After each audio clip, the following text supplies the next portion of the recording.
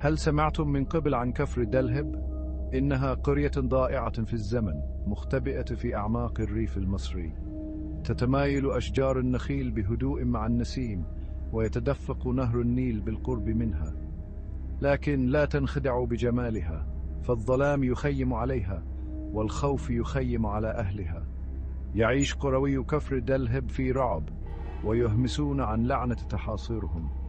يتحدثون عن أحداث غريبة وظلال تتحرك في الليل. يعتقدون أن قريتهم مسكونة بقوى شريرة، شيء ولد من السحر الأسود. تحكي حكايات الجدات عن ليلى ساحرة قوية عاشت في كفر دلهب منذ زمن بعيد. كانت تمارس السحر الأسود، وكانت قوتها أسطورية. كان القرويون يخشونها ويحترمونها في آن واحد. لكن سحر ليلى كان له ثمن. لقد عقدت صفقة مع قوى الشر مقابل قواها، وعدتهم بروحها. عندما ماتت ليلى بقيت روحها عالقة في كفر دلهب، مقيدة بالقرية إلى الأبد.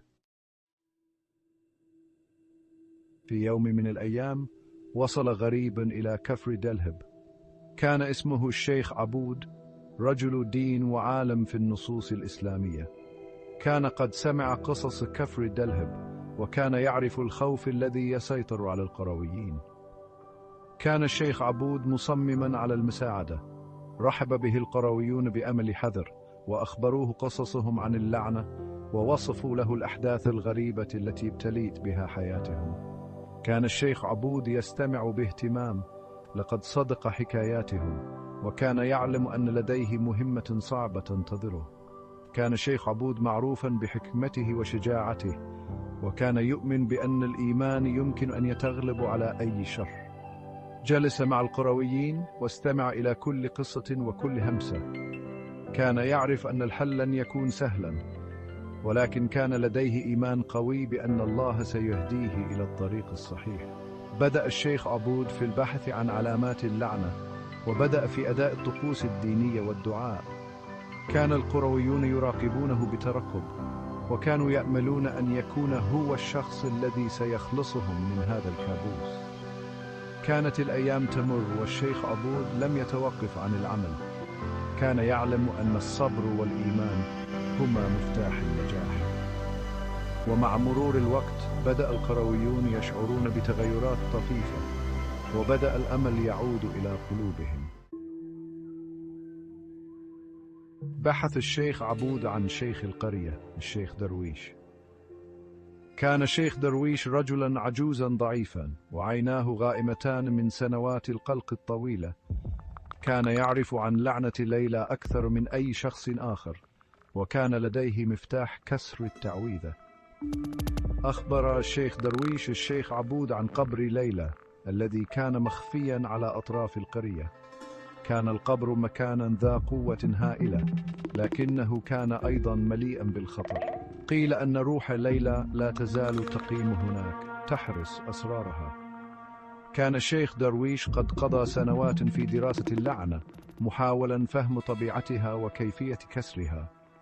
كان يعرف أن القبر لم يكن مجرد مكان للدفن، بل كان بوابة لعالم آخر، عالم مليء بالأرواح والضلال. حذر الشيخ درويش الشيخ عبود من الاقتراب من القبر دون الاستعداد الكامل، لأن أي خطأ قد يكلفه حياته. كان الشيخ عبود يعلم أن رحلته لن تكون سهلة، لكنه كان مصمما على مواجهة التحديات وكشف أسرار القبر. كان يعلم أن مفتاح كسر اللعنة يكمن في فهم قصة ليلى ومعرفة السبب الحقيقي وراء لعنتها. كانت هذه المعرفة هي الأمل الوحيد لإنقاذ القرية من الظلام الذي يحيط بها. كان قبر ليلى مبنى متداعيا، نصفه مدفون في الرمال. كانت هناك رموز غريبة محفورة على جدرانه. كان الهواء المحيط به ثقيلا خانقا. كان القرويون يتجنبون القبر بأي ثمن، لأنهم يخشون غضب ليلى. كان الشيخ عبود يعلم أنه يجب عليه دخول القبر. كان بحاجة إلى مواجهة روح ليلى. كان عليه أن يجد طريقة لكسر اللعنة التي ابتليت بها كفر دلهب، لكنه لن يكون وحيدا، فسيقوده الشيخ درويش ويشاركه معرفته وحكمته. كان الليل قد حل، والظلام يلف المكان بعباءته السوداء. كان الشيخ عبود يشعر ببرودة تسري في عروقه، لكنه لم يتراجع. كان يعلم أن هذه المهمة محفوفة بالمخاطر، ولكنها ضرورية لإنقاذ قريته. كان القمر يضيء السماء بنوره الخافت، مما أضفى على المكان جوا من الرهبة والغموض. تقدم الشيخ عبود بخطوات حذرة نحو القبر، وهو يحمل في يده مصباحا قديما. كان يسمع أصوات الرياح وهي تعوي بين الأشجار، وكأنها تحذره من الاقتراب، لكن الشيخ درويش كان بجانبه، يهمس له بكلمات تشجيع ويذكره بأهمية المهمة. كان عليهما أن يعملا معا لكسر اللعنة وإعادة السلام إلى كفر دلهب. كانت هذه لحظة حاسمة، لحظة ستحدد مصير القرية بأكملها. اقترب الشيخ عبود والشيخ درويش من القبر بحذر شديد. كان بإمكانهما الشعور بوجود شيء ما يراقبهما. أصبح الهواء أكثر برودة، وردت الظلال وكأنها تطول. كانا يدخلان مكانا يسوده الشر. أخذ الشيخ عبود نفسا عميقا ودخل القبر. بدأ في تلاوة آيات من القرآن الكريم، تردد صدى صوته في أرجاء القبر متحديا الظلام. كان يدعو قوة عليا، يلتمس الحماية والإرشاد. فجأة هبت رياح باردة عبر القبر، ثار الرمال فحجب كل شيء. بدأ شبح يتجسد في الظلام. لقد كانت روح ليلى، عيونها مشتعلة بنور غريب. تحدثت روح ليلى بصوت جميل ومرعب في نفس الوقت.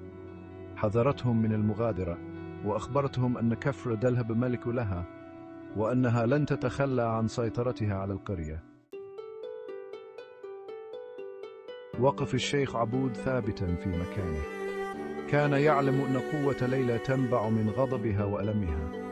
كان عليه أن يجد طريقة للوصول إليها ليمنحها السلام.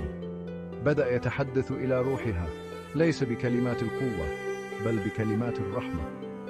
كان الشيخ عبود قد أحضر معه أثرا مقدسا، قطعة قماش يقال إنها كانت للنبي محمد صلى الله عليه وسلم. رفعها عاليا فغمر القبر بنور مقدس. بدأ في أداء طقوس صلاة من أجل روح ليلى. بينما كان الشيخ عبود يصلي، بدأت روح ليلى تتغير. تلاشى الغضب في عينيها، وحل محله وميض من السلام. بدأت الظلال التي كانت تلتف حولها في التبدد. كان الأثر المقدس يكسر سطوة اللعنة، ويحرر روح ليلى من قيودها الأرضية. مع تنهد حزين أخير، اختفت روح ليلى. تراجعت الظلال في القبر. أصبح الهواء أخف وزنا وأكثر نقاء. لقد كسرت اللعنة. أخيرا وجدت ليلى سلام. تكررت كفر دلهب. خرج الشيخ عبود والشيخ درويش من القبر إلى ضوء الشمس الساطع. انتشر خبر نجاحهما بسرعة في القرية. اندلعت الاحتفالات، الفرحة في الشوارع. تحرر القرويون أخيرا من الخوف الذي كان يطاردهم لأجيال. لم تعد كفر دلهب قرية تغلفها الظلال، بل أصبحت مكانا للأمل والتجدد. سيظل القرويون يتذكرون قصة ليلى، لكنهم لن يعيشوا في خوف بعد الآن. لقد أصبحوا أخيرا أحرارا في كتابة مصيرهم بأنفسهم.